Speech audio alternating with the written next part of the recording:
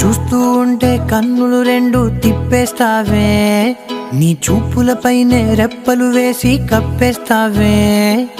కనిపించని దేవుణ్ణే కన్నార్పక చూస్తావే, కన్నుల ఎదుటే నేనుంటే కాదంటున్నావే.